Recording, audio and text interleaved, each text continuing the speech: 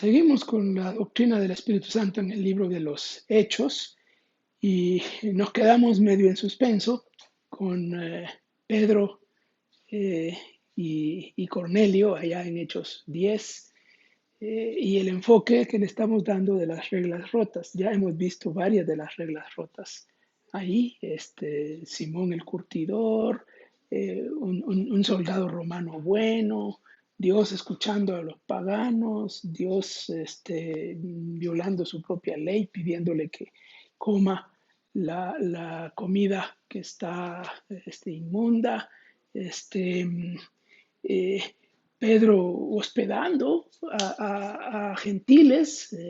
Allí, versículo 23, dice que Pedro entonces los invitó a entrar a la casa de Simón el curtidor y los hospedó. Eh, pero ya antes el Espíritu le había hablado a Pedro, dice el versículo 19.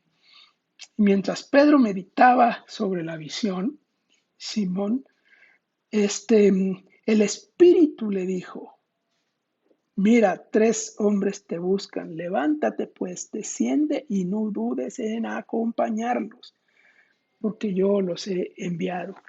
Bueno, el Espíritu lo manda, literalmente el Espíritu dice: ve, anda con ellos vienen a buscarte.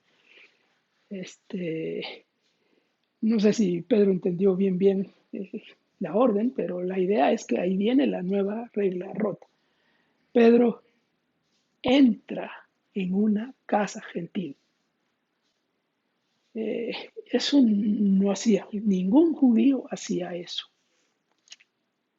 Literalmente ningún judío hacía eso. Se dice que cuando él llegó, lo primero que él les dice, bueno, que Cornelio era un pagano, mire,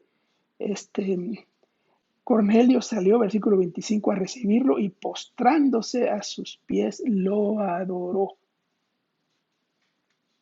Un pagano. Para él, Pedro era un mensajero de los dioses y lo adoró. No era ningún temeroso en el sentido exacto de la palabra, ¿no? Pero Pedro lo levantó diciendo: ponte de pie, yo también soy hombre, aclara. Y fue una reacción como fuerte, rápida e inmediata. Y luego dice, miren el versículo 28, vosotros sabéis cuán ilícito es para un judío asociarse con un extranjero o visitarlo. Pero Dios me ha mostrado que a ningún hombre debo llamar impuro o inmundo. Bueno, ahí está una regla rota muy difícil para Pedro. Rompió esa regla y entró en la casa de un gentil. Vaya. Bueno, tenemos la historia, qué pasó. Ahí se narra que Pedro pues predica, o más bien comienza a predicar y el Espíritu desciende.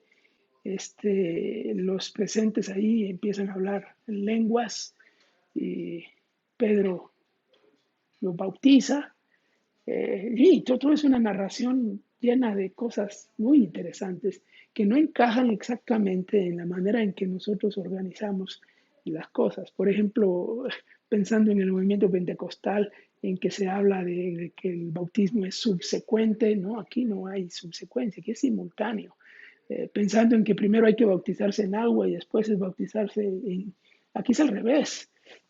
No hay ese orden que se ha establecido. Así que, bueno, es una historia interesante.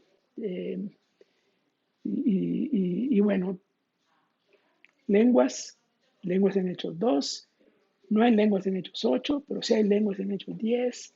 ¿Por qué las lenguas? El texto llama la atención al hecho de que hay testigos judíos presentes que vinieron con Pedro desde Jope. Pedro los trajo. Y dice el texto que ellos se asombraron.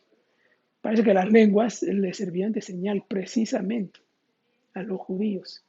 Y luego Pedro hace referencia a lo que había sucedido al principio. Entonces me acordé de lo dicho por el Señor al principio, que seréis bautizados en el Espíritu.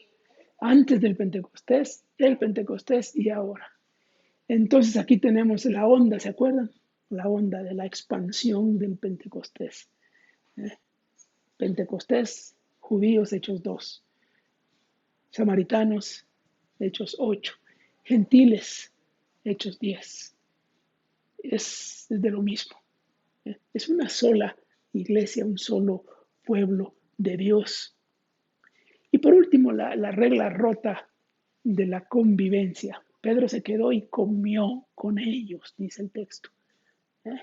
Se quedó por muchos días con ellos, ahí. Y comió. Y eso sí estaba. Al fin el lienzo no fue simbólico. Terminó comiendo comida inmunda, porque era casa de gentiles, comida de gentiles. Cuando en Hechos 11 se presenta a Pedro frente a los apóstoles y los ancianos líderes de la iglesia de Jerusalén, se le acusa. ¿De qué se le acusa? De haber entrado y comido en casa gentil. Era el pecado más grande. No están contentos por lo que pasó. No están alegres por la conversión de los gentiles. Están preocupados porque Pedro violó la ley.